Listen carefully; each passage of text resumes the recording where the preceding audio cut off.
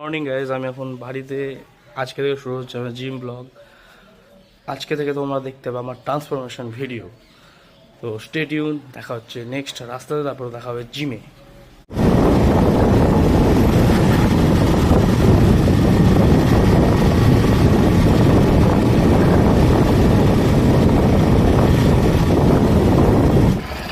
তো এটা হচ্ছে আমাদের অক্সিজেন জিম।